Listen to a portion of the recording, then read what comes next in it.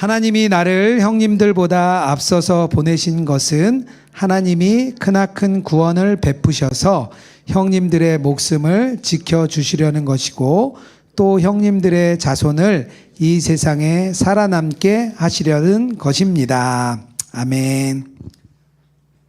네, 오늘 회복이 임하다라는 제목으로 오늘 같이 말씀 나누겠습니다. 최근에 그 넷플릭스 드라마 중에 참교육이라는 드라마가 있는데요. 이게 굉장히 인기가 많더라고요. 3일 만에 비영어 부분 1위에 올랐습니다.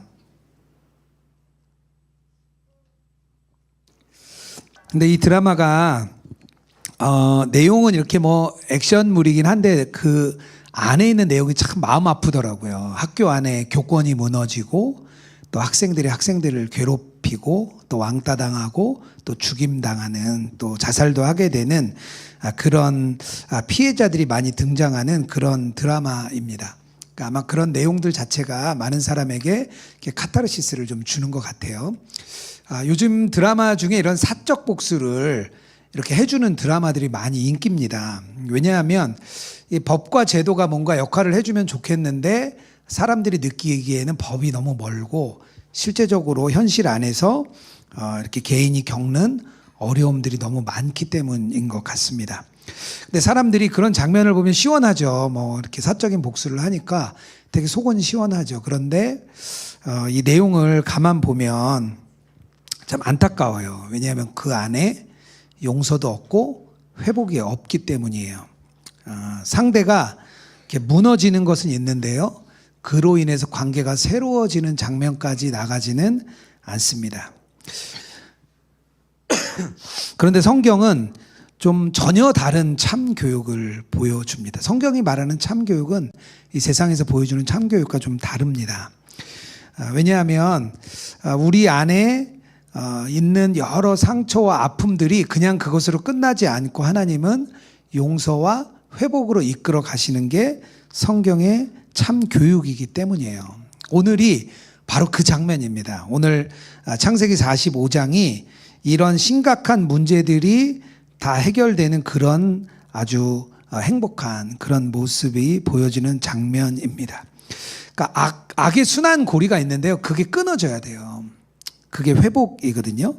우리가 가지고 있는 이 죄의 속성은 계속 또 괴롭힘이 일어나고 또 죄의 문제가 일어나고 상처가 일어나고 계속해서 상처가 반복됩니다. 근데 하나님이 그것을 끊기를 원하세요.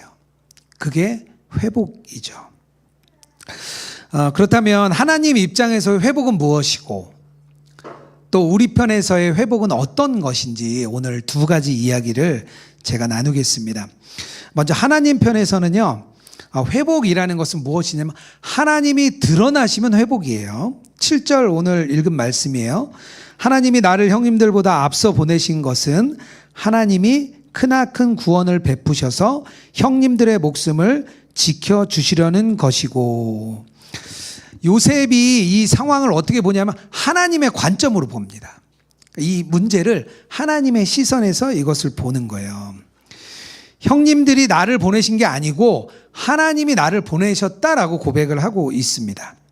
그러니까 이 회복이 단순히 관계가 풀어지고 좋아지는 것이 회복이 아니고 회복이라는 것은 하나님이 드러나시는 거예요. 하나님의 일하심이 그 사건과 상황 가운데 완벽하게 드러나시면 그걸 회복이라고 보는 겁니다. 요셉의 관점이 바로 그 관점이에요. 하나님이 드러나면 과거가 다르게 해석됩니다. 우리가 걸어왔던 과거들이 하나님의 시선 안에서 다르게 보여지는 거죠. 그러니까 하나님이 사실은 우리를 늘 이렇게 신비한 손길로 붙들고 있어요. 우리가 모를 뿐이죠. 우리의 영적인 눈이 안 열리기 때문에 하나님이 우리를 어떻게 붙들고 있는지 모를 뿐이죠. 하나님은 늘 우리를 붙들고 계십니다. 분명히 요셉을 판 것, 그건 형들의 죄예요. 형들이 잘못한 겁니다. 그러나 하나님이 드러나니까 요셉이 그걸 다르게 본 거죠. 형님들이 보낸 것 아니라 하나님이 나를 보내셨습니다 라고 이렇게 고백을 하는 거예요. 그 이야기를 3번에 걸쳐서 얘기합니다. 7절 말고요. 앞에 5절과 8절에서도 또 이야기를 해요. 5절에 이렇게 나옵니다. 그러나 이제 걱정하지 마십시오. 자책하지도 마십시오. 형님들이 나를 이곳에 넘기긴 하였습니다만 그것은 하나님이 형님들보다 앞서서 나를 여기에 보내셔서 우리의 목숨을 살려주시려고 그렇게 하신 것입니다. 8절에 또 나옵니다. 그러므로 실제로 나를 이리로 보내신 것은 형님들이 아니라 하나님이십니다. 이 고백이 이제 요셉의 고백이에요. 이게 보내다라는 단어가 샬라흐라는 히브리어인데요. 파송하다 그리고 내보내다 뭐 그런 뜻이 있습니다. 그냥 되게 평범한 동사예요. 아주 많이 쓰이는 그런 동사입니다. 뭐 보내다는 표현을 많이 쓰잖아요. 그런데 이 단어가 하나님의 목적에 맞게 움직이는 단어로 바뀐 거예요. 계속해서 이 단어가 변화되면서 점점 발전합니다. 어떻게 발전되냐 하면 하나님이 나중에 이스라엘 백성들을 위해서 모세를 보내세요. 타락한 이스라엘 백성들을 위해서 나중에 하나님이 선지자들을 보내십니다. 그리고 최종적으로 이 땅의 구원을 위해서 예수 그리스도를 보내시는 거예요. 이 보내신다는 단어가 이렇게 계속해서 발전해 나가요. 그래서 나중에 이 샬라흐는 하나님의 구원의 사역을 여는 그런 파송의 언어로 바뀝니다. 샬라흐라는 단어, 하나님이 보내셨다. 그것은 하나님이 구원을 위해 보내시는 거예요. 안 믿는 가정에 한 분을 먼저 믿게 합니다. 그 씨앗을 딱 떨어뜨리죠. 그리고 그분으로 인해서 가족들이 예수님을 믿게 돼요. 저희 할머니가 홍씨 가문의 6 형제의 셋째 며느리로 들어왔습니다. 근데 그때 아무도 예수님 믿는 사람이 없었어요. 네, 하나님이 저희 할머니를 홍씨 집안에 보내셔서 6 형제가 다 예수님 믿고 그중에 장로님이 3분 나오고 그 밑에 목사님들, 장로님들 많이 나왔어요. 그러니까 이제 보내시는 거죠. 요셉에게 그저 상처인 줄 알았던 그 사건들이 하나님이 보내셨다라는 그 단어 하나가 딱 끼어드니까요, 달라지는 거예요. 새로운 사건으로 해석이 되는 거예요. 그러니까 요셉이 그것을 하나님이 보내신 것으로 이제 해석했잖아요. 그러니까 자신의 과거를 다시 돌아본 거죠. 이러이런 인간의 문제들이 많았는데 결국에는 하나님이 개입하시고 하나님이 드러나니까 이게 달라진 거예요. 결국에는 회복이라고 말할 때 우리의 마음에 막 뒤틀어졌던 감정, 상한 심령 그런 게 풀어지는 게 중요하죠. 물론 중요합니다. 더 중요한 것은 그 과정 가운데 하나님이 드러나셨냐예요. 하나님이 그 속에 드러나면 그게 회복이 됩니다. 하나님이 그럼 나를 위하여 그 땅 가운데 그 일 가운데 어떻게 일하셨는지가 드러나니까 회복이 일어나는 거죠. 사람의 행위만 보면 억울해요. 사람이 악하잖아요. 태어날 때부터 사실 아이들도 좀 악합니다. 근데 여러 인간의 행위에도 불구하고 하나님이 그 속에 개입하시고 하나님이 역사하시니까 그 문제들이 다 다시 하나님이 기뻐하시는 일로 바뀌시고 구원을 이루시는 통로가 되는 거예요. 그래서 회복을 위해서는요, 내 인생에 하나님은 어떻게 행하셨는지를 자꾸 우리가 되짚어 봐야 돼요. 우리의 과거를 다시 한번 이렇게 짚고 올라가 봐야 돼요. 이 일은 왜 일어났고 이 일은 왜 일어났는지 자꾸 짚고 올라가 봐야 돼요. 여러분들의 인생에 하나님은 어떻게 개입하고 계십니까? 하나님이 여러분의 인생 속에 어떻게 드러나셨습니까? 출애굽기에 이스라엘 백성들이 400년간 종살이를 하잖아요. 이집트에 들어올 때는 총리의 가족들로 잘 들어왔지만 400년이 지나고 나니까 이들이 총이 됐어요. 그리고 그들은 그저 고난과 압제와 눈물뿐인 그런 삶을 계속 사는 거예요. 그 안에 그냥 나라 잃은 그 억울함이죠. 나라 잃은 고통을 당하는 게 그냥 이스라엘 백성들이었어요. 그게 그들의 일반적인 삶이었어요. 그런데 하나님이 모세에게 나타나셔서 모세를 보내십니다. 그리고 나니까 달라지는 거죠. 출애굽기 3장 7절에서 8절에 이렇게 나와요. 내가 애굽에 있는 내 백성의 고통을 분명히 보았고 그들을 그 땅에서 인도하여 내어라고 말씀을 하시는 거예요. 그러니까 모세를 딱 보내시고 나니까요, 그들의 고통의 역사가 고통의 역사로 끝나는 게 아니라 하나님의 구원의 역사를 보여주는 모델이 됐습니다. 우리의 구원 역사의 핵심의 모델은요, 출애굽을 해서 홍해를 건너서 가나안까지 들어가서 가나안에서의 삶, 이게 이 구원의 모델이거든요.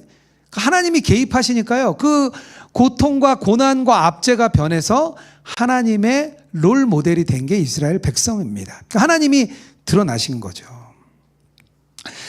예수님 당시에 유대인들, 1세기에 이제 그 팔레스타인 지역에 사는 유대인들이 엄청 회복을 기다렸습니다.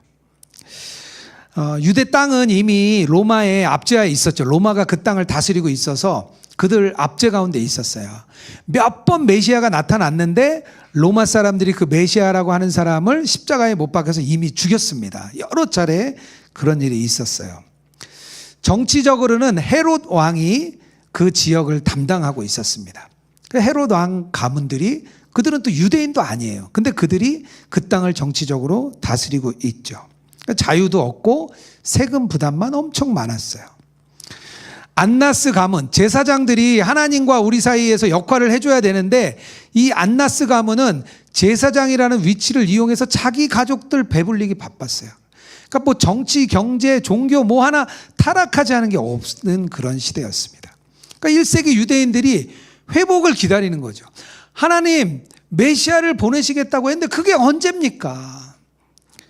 도대체 하나님은 정말 역사하시는 겁니까? 그 사람들도 그런 마음을 가진 그런 상태였어요. 그들에게도 이 창세기 45장 말씀이 주어집니다. 단순한 가족의 회복의 역사가 아니라 이스라엘 전체를 회복하는 역사가 있을 것이다. 근데 그걸 믿는 거죠. 이 말씀을 듣고 난 저희들은 하나님이 흩어진 자를 다시 모으시고 우리를 살리시고 우리를 회복하시겠다는 그것을 우리가 믿는 거예요. 그때나 예수님 시대나 지금 우리나 동일하게 하나님의 말씀이 그때도 유효했다면, 그때도 이루어졌다면 1세기 예수님 시대에도 이루어지고 지금 우리의 시대에도 이루어진다고 우리가 믿는 거예요. 하나님이 드러나야 회복이 있어요. 제가 주중에 인도네시아 선교사님을 한번 만났습니다. 인도네시아의 예수동행 운동이 시작된 지 2016년부터 시작이 이제 됐습니다.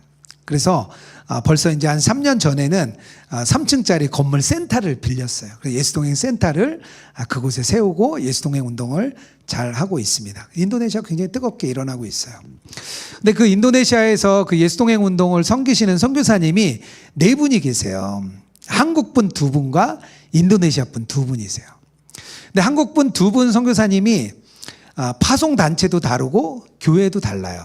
그러다 보니까 2분의 신앙의 배경이 너무 다르십니다. 인도네시아에 있는 2분의 그 인도네시아 선교사님 중에 한 분은 한국에서 신학 훈련을 받고 예수동행 운동에서 파견하신 인도네시아 선교사님이세요. 인도네시아 사람이죠. 그리고 또 한 분은 그 인도네시아 현지에서 예수동행 운동을 배우신 그런 분이세요. 그러니까 4명이 다 상황이 다 다른 거예요. 이제 그러다 보니까 같이 무슨 일을 하나 해나가는 게 너무 어렵대요. 그러니까 이해도 되죠. 다 상황이 다르고, 그리고 또 각자 하고 있는 사역도 있고 예수동행 사역도 하고. 그러니까 모여서 뭘 하냐면 꼭 합의를 한대요. 우리가 세미나를 하고 모임을 할 때 어떻게 할지 4분이 모여서 계속 합의를 한대요. 그런데 이제 합의를 이루어가는 과정이 각자 생각이 다 다르니까 너무 힘드시다는 거예요. 그래서 같이 그 과정 중에 마음이 상하기도 하고 자존심이 상하기도 하고 서로 실망하기도 하고 그런 일이 계속 있으셨대요. 그런데 해결될 때가 있대요. 해결될 때가. 언제냐면 이 일은 분명히 하나님이 하시는 일이다. 이 일에는 분명히 하나님이 역사하실 거다라는 4명의 마음이 딱 모아지면 합의가 이루어진대요. 근데 그 일이 잘 안 일어나는 거예요. 4분이 계속 생각이 너무 다른 거예요. 서로 마음 상하고 막 하는 거예요. 그래서 그 선교사님이 저에게 그런 요청을 하셨어요. 그래도 예수 동행하는 선교사님들이니까 다 예수님 바라보면서 계속 그 길로 모인대요.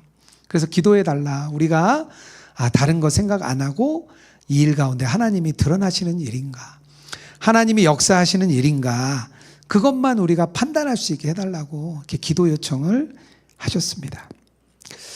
회복은요, 상처가 사라지는 순간이 아니에요. 상처보다 더 크신 하나님, 그분이 그 문제 가운데 드러나면 회복이 이루어집니다. 그러면 내 인생의 모든 사건의 문제들이 다르게 보여요. 나의 현재 삶의 문제, 가족의 문제, 건강의 문제, 다양한 문제들이 우리를 찾아옵니다. 때로는 그 삶의 무게가 너무 무거워요. 그런데 주님이 드러나시면 이제 그 일이 달라지는 거예요. 다르게 느껴지는 거예요. 여러분 안에 새로운 회복이 임하기를 주님의 이름으로 축복합니다. 하나님 입장에서 하나님이 드러나시는 게 회복이라면 우리에게는 어떻게 회복이 올까요? 15절 말씀이에요. 요셉이 형들과 하나하나 다 입을 맞추고 부둥켜 안고 울었다.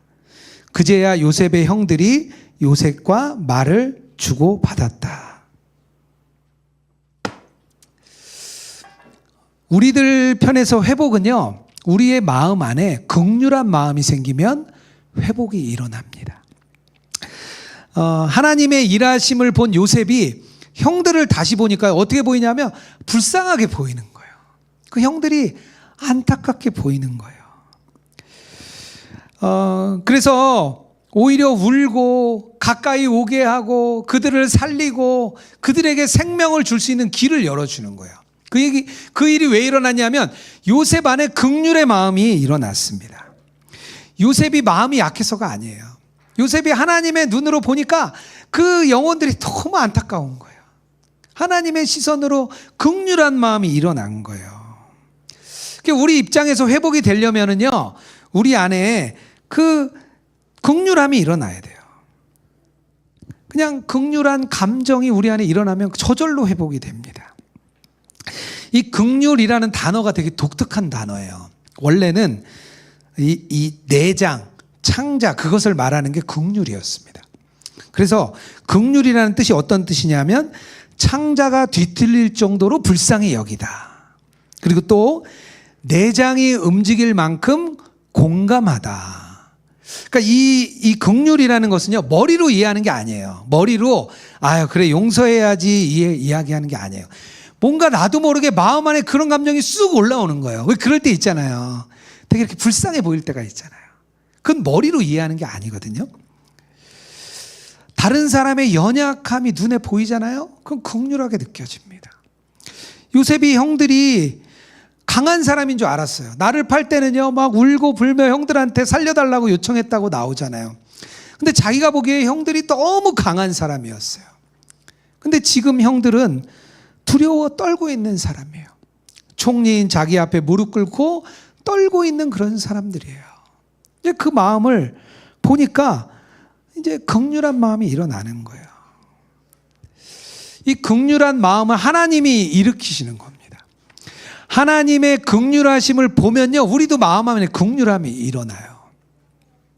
호세아 선지자가 하나님의 말씀을 따라서 음란한 여인을 내 아내로 삼으라, 그래서 그렇게 삼습니다. 그 말에 순종해요.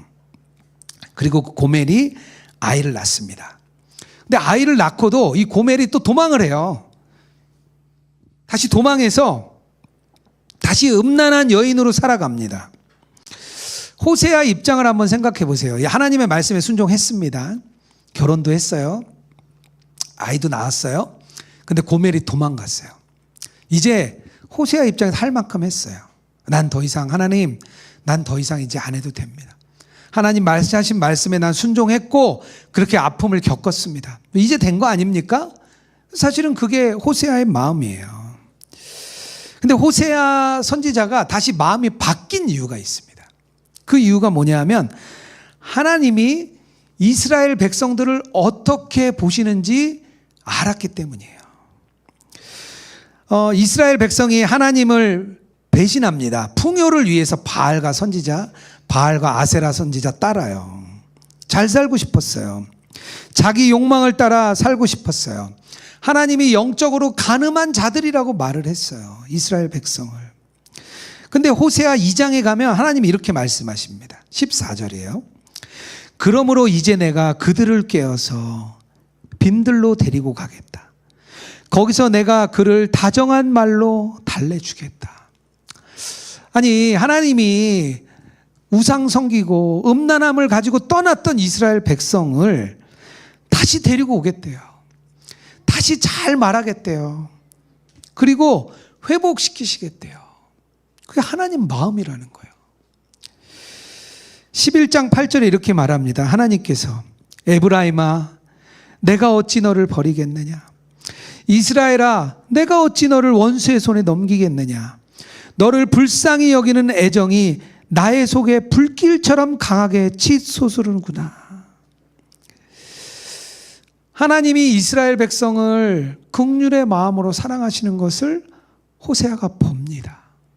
그리고 호세아가 다시 고멜을 봐요. 고멜을 다시 돈을 주고 데리고 오는 거예요. 그러니까 하나님이 우리를 향한 마음이 긍휼의 마음이에요. 우리는 참 답답하고 한심하게 보이는 그 사람, 그 인간에게 하나님은 긍휼의 마음으로 보시는 거예요. 이제 그게 우리 마음에 들어오는 거죠. 긍휼이라는 단어를 가장 많이 사용하신 분이 예수님이십니다. 예수님의 사역은 그냥 긍휼 사역이었어요. 예수님이 불쌍히 여기셨다라는 표현이 참 많이 나와요. 마태복음 9장 36절이에요. 무리를 보시고 불쌍히 여기시니. 마가복음 1장 14절입니다. 나병 환자를 보시고 불쌍히 여기사 손을 대시고. 누가복음 7장 13절이에요. 주께서 과부를 보시고 불쌍히 여기사 울지 말라 하시고. 예수님이 치유를 해주시고 회복을 해주실 때 기계적으로 하신 게 아니에요. 내가 해야 될 일을 그냥 나는 한다라고 하신 게 아니에요. 불쌍히 보셨어요. 그리고 고쳐주시고 회복을 주신 게 예수님의 마음이에요. 그것을 우리가 갖기를 원하세요. 제가 지난번 IT 컨퍼런스 때 중동에서 무슬림 사역하는 선교사님의 강의를 이렇게 들었습니다. 페이스북을 통해서 무슬림 그 개종자들, 시커들을 많이 찾고 그들이 이렇게 변화가 되는 이야기를 이렇게 들었습니다. 근데 그 선교사님이 참 뜨거우시더라고요. 그 선교사님이 한 번도 복음을 듣지 못하고 죽는 그런 무슬림들이 수억 명에 달한다는 거예요. 한 번도 복음의 메시지를 듣지 못한 사람. 그 생각이 나면 이 선교사님이 막 잠을 못 이루신대요. 참 귀한 선교사님이라고 생각을 했어요. 그런데 그 강의를 듣고 근데 저에게는 그런 마음이 안 생기는 거예요. 그 선교사님 같은 그런 안타까운 마음이 잘 안 생기더라고요. 오히려 우리나라에도 무슬림들이 많이 들어와 있잖아요. 그래서 무슬림들 생각하면 좀 무섭고 9.11 테러 제일 먼저 생각나고 그리고 또 우리나라에 안 좋은 영향 줄 것 같고 그냥 그런 생각들이 먼저 저는 이렇게 떠올랐어요. 무슬림이 불쌍하기보다는 그런 두려움이 있더라고요. 왜 종교적으로 사람들이 싸울 때 더 잔인해지잖아요. 근데 저희가 지난주 북클럽에서 문학은 어떻게 신앙을 더 깊게 만드는가라는 책을 읽었습니다. 그 책에 1000개의 찬란한 태양이라는 소설 이야기를 합니다. 근데 그 소설이 무슬림 여인들의 이야기예요. 그 글을 쓰신 작가도 아프가니스탄 출신의 작가가 이렇게 글을 쓴 거예요. 그 내용이 어떤 내용이냐면 거기에 소설에 두 여주인공이 나옵니다. 미리암과 라일라라는 여주인공이 나와요. 미리암은 좀 나이가 많습니다. 근데 미리암이 그 부모님이 어느 집안의 가정부로 있다가 아이를 낳았어요. 그래서 거의 이제 싱글맘이 된 거죠. 그래서 그 가족들이 그 미리암의 엄마를 버립니다. 미리암의 아버지가 한 달에 한 번씩 이제 찾아와요. 도시에서 그 미리암을 보러 이렇게 찾아왔습니다. 그 엄마가 얘기를 해요. 딸 미리암에게 아빠를 조심해라. 근데 도시에서 오는 아빠가 너무 흥미로운 거예요. 미리암의 입장에서. 그래서 아빠를 너무 따라요. 엄마가 여러 번 얘기했는데 이 딸이 아빠를 계속 따르는 거예요. 그래서 그거에 좌절해서 엄마가 목매달아서 자살합니다. 어쩔 수 없이 어린 나이에 결혼을 해서 첫 번째 이제 부인이 됐어요. 그 집의 두 번째 부인 라일라는 평범한 가정이었습니다. 그런데 그 아프가니스탄의 전쟁 중에 부모를 갑자기 잃게 돼요. 그리고 살아갈 길이 막막하니까 이 남자의 두 번째 부인으로 이렇게 들어옵니다. 처음에는 그 이제 미리암이라는 첫 번째 부인과 라일라라는 두 번째 부인이 반목이 심하다가요, 나중에는 서로 의지하는 사이가 됩니다. 근데 그 남편이 둘째 부인을 막 구타하는 거를 말리다가 실수로 그 첫 번째 부인이 남편을 죽입니다. 그래서 탈레반에 잡혀가요. 그래서 사형 선고를 받습니다. 그 여인이 사형 선고를 당하고 마지막에 이렇게 말해요. 내가 무슨 나쁜 짓을 했기에 이 남자의 악의와 구타를 계속 감수해야 했습니까? 그가 아플 때 간호해 주었고 그와 그의 친구들을 위해 음식을 대접해 주었고 모든 게 끝나면 설거지와 청소를 해 주었습니다. 이 남자에게 내 젊음을 바쳤습니다. 그런 이야기를 마지막에 합니다. 근데 이 내용을 읽다가 제가 눈물이 났어요. 무슬림으로 살아가는 게 참 어려운 일이구나. 그 전통과 가난과 또 가부장 제도에 갇혀 있는 그 무슬림의 그 많은 사람들, 참 안타깝구나. 그 마음이 쑥 들어왔어요. 이 내용을 읽는데 그 사람들이 사마리아 여인 같더라고요. 마치 그 한센병을 가지고 예수님께 막 외치는 그런 사람 같이 느껴졌어요. 무슬림에게 향한 긍휼한 마음이 제 안에 들어왔습니다. 하나님이 우리에게 이런 마음을 가지고 무슬림을 대하기 원하시는구나. 그걸 제가 깨달았습니다. 그전에는 한 번도 느껴보지 못했던 그런 감정이에요. 그곳에 복음이 필요하구나. 우리 교회가 그 일을 위해 무엇을 해야 될까? 그때부터 고민이 생겼어요. 그 무슬림들을 위해 우리가 뭘 해야 되겠더라고요. 우리 마음에 긍휼함이 생기면 이렇게 다르게 보게 되는 거예요. 그러면 그 마음을 통해 하나님이 회복을 이루십니다. 그 길이 회복의 길이 되는 거죠. 오늘 창세기 45장 말씀이 회복에 대한 말씀입니다. 하나님이 드러나시니까 회복이 임하고요. 하나님의 마음을 본 사람 안에는 긍휼이 생깁니다. 그럼 또 우리 안에도 회복이 일어납니다. 우리가 다른 사람을 정죄하고 판단하는 사람이 아니라 다른 사람을 긍휼의 마음으로 보아주고 회복의 길로 나아가는 우리 로그인 처치 모든 성도님 되기를 주님의 이름으로 축복합니다. 같이 좀 우리 찬양 하겠습니다. 주사랑이 나를 숨쉬게 찬양하고요. 우리의 예물도 하나님께 올려드리겠습니다.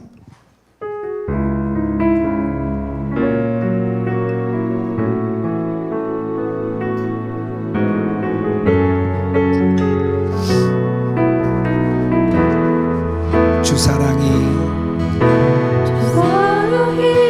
나를 숨쉬게 해. 세상 그 어떤 어려움 세상 그 속에도 어떤 어려움 속에도 주 은혜로 나를 돌보시네. 주 은혜로 나를 돌보시며 세상 끝날까지 세상 끝날까지 지켜주시네. 주 사랑이 나를 숨쉬게 해. 세상 그 어떤 어려움 속에도 세상 그 어떤 어려움 속에도 주 은혜로 나를 돌보시며 세상 끝날까지 지켜주시네. 주님만이 내 아픔 아시며 주님만이 내 맘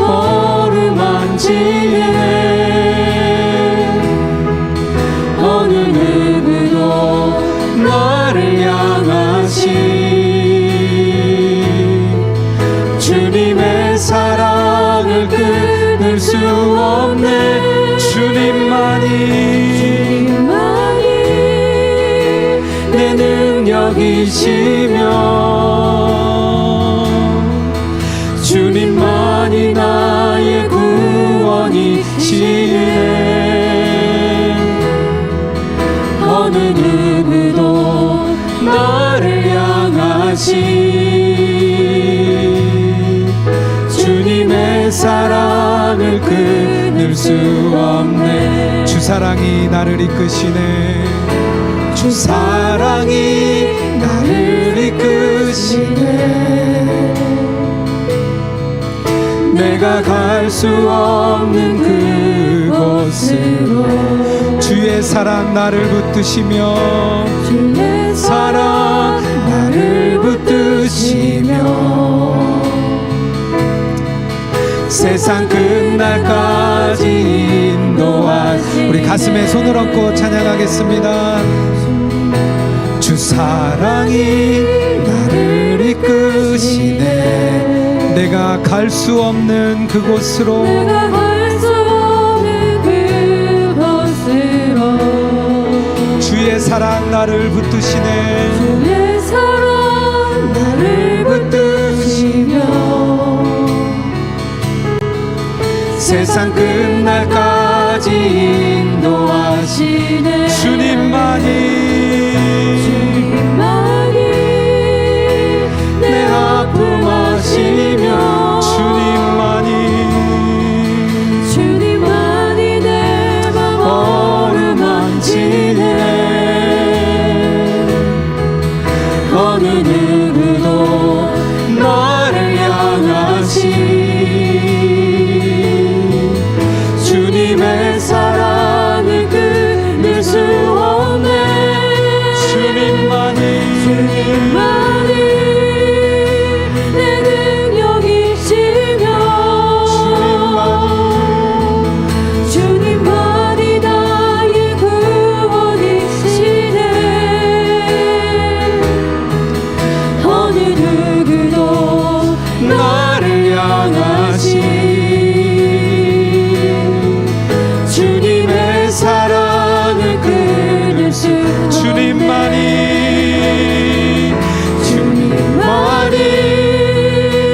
내 아픔 아시며 주님만이 내 맘 어루만지네.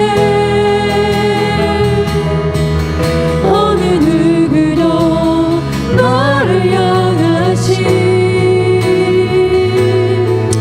주님의 사랑을 끊을 수 없네. 주님만이 내 능력이시며 주님만이 나의 구원이시네. 어느 누구도 나를 향하신 주님의 사랑을 끊을 수 여러분 안에 어떤 상처가 있습니까? 여러분 안에 회복되지 않은 회복의 문제가 있습니까? 이 시간 주님 앞에 나아가길 원합니다. 하나님이 드러나시면 우리의 모든 문제가 해결될 줄 믿습니다. 우리의 삶 속에 하나님이 드러나게 하여 주시옵소서. 하나님, 우리의 마음이 주님의 마음을 갖기 원합니다. 우리의 마음 안에 긍휼의 마음이 임하기 원합니다. 상처 준 사람도 하나님의 시선으로 보게 하시고, 하나님, 우리가 회복의 전사가 되기 원합니다. 회복의 사도가 되기 원합니다. 우리가 가는 곳마다 회복이 임하게 하여 주시옵소서. 이 시간 우리 주여 외치고 기도하며 나가겠습니다. 주여, 하나님, 아버지, 우리 마음 가운데 해결되지 않은 많은 문제들이 있습니다. 우리의 마음 가운데 하나님, 해결되지 않는 마음이 있습니다. 우리의 마음이 상처로 가득하고 문제로 가득하고 여러 어려움으로 가득합니다. 하나님, 우리 마음에 있는 하나님 모든 것이 이 시간 나도 회복되게 하여 주시옵소서. 하나님이 우리의 삶의 현장에 임할 줄 믿습니다. 우리의 가정 가운데 임할 줄 믿습니다. 우리의 문제 가운데 임할 줄 믿습니다. 나의 건강 가운데 임하며 나의 재정 가운데 임하고 나의 상황 가운데 임할 줄 믿습니다. 하나님이 이 땅 가운데 임하시면 우리의 모든 문제가 해결될 줄 믿습니다. 너희 가운데 임하리라. 내가 너희 가운데 임하리라. 내가 너희와 함께하리라. 아버지의 약속의 말씀을 붙듭니다. 하나님, 우리와 함께 하시고 우리와 동행하시겠다는 하나님의 놀라운 약속의 말씀을 붙듭니다. 하나님, 우리 안에 회복을 허락하여 주옵소서. 하나님, 우리 마음 가운데 하나님을 향한 회복의 장이 되게 하시고 하나님, 우리를 회복의 사자로 보내시고 하나님, 우리가 가는 곳마다 회복이 일어나게 하여 주옵소서. 하나님, 우리가 생명을 들고 나갑니다. 우리의 가족 가운데 하나님, 우리의 가정 가운데 하나님, 우리의 동료들 가운데 하나님, 내가 있는 곳 가운데 우리가 생명을 들고 갑니다. 하나님, 가는 곳마다 회복이 임할지어다. 회복이 임할지어다. 회복이 임할지어다. 아버지의 능력이 온전히 임할 줄 믿습니다. 하나님, 주여 역사하소서. 우리의 마음 가운데 긍휼함을 허락하시고 예수님의 마음이 우리 마음에 품어지게 하시고 예수님을 바라보는 마음이 우리 안에 온전히 일어나게 하시고 오직 주님과 함께하는 아름다운 시간이 될 수 있도록 하나님, 우리를 역사하소서. 역사하소서. 역사하소서. 역사하소서. 역사하소서. 하나님, 오늘 말씀을 통하여 회복이 임할 줄 믿습니다. 우리 마음에 해결되지 않았던 상처가 있거든 주여 회복시켜 주시옵소서. 우리 건강에 회복이 필요한 곳이 있습니다. 주여 회복시켜 주시옵소서. 재정의 문제에 회복이 필요합니다. 주여 회복을 허락하여 주시옵소서. 하나님, 우리 가정 안에 회복이 필요합니다. 하나님, 우리 관계 속에 회복이 필요합니다. 하나님, 나의 삶의 상황 가운데 주여 회복이 필요합니다. 주여 회복이 임하게 하여 주시옵소서. 하나님, 우리가 함께 주님과 동행하는 삶을 살아갑니다. 주님의 마음이 우리 안에 품어지게 하여 주시옵소서. 예수님이 세상을 향하여 받던 긍휼함이 우리 안에 품어지게 하여 주시옵소서. 만나는 자마다 긍휼함으로 대하게 하시고 그들을 향하여 하나님의 생명을 전하는 우리 로그인 처치 모든 성도들 되게 하여 주시옵소서. 생명이 필요한 것이 너무나 많습니다. 우리 전국에 전 세계에 흩어져 있는 우리 로그인 처치 성도님들이 회복을 전하고 생명을 전하는 아름다운 동행의 증인이 되게 하여 주시옵소서. 하나님, 오늘 예물 주님 앞에 드렸습니다. 이 예물이 온라인상에 하나님 나라 세워지는데 사용되게 하시고 예물 드린 손길들 주여 축복하여 주시고 하나님의 놀라운 은혜의 손길로 가정가정을 붙잡아 주시옵소서. 이제는 우리 주 예수 그리스도의 은혜와 하나님 아버지의 사랑과 성령의 교통하시고 동행하심이 회복을 향하여 나아가는 우리 로그인 처치 모든 성도들과 이 땅 위에 주의 백성 위에 이제로부터 영원토록 함께 하시기를 축원하옵나이다. 아멘.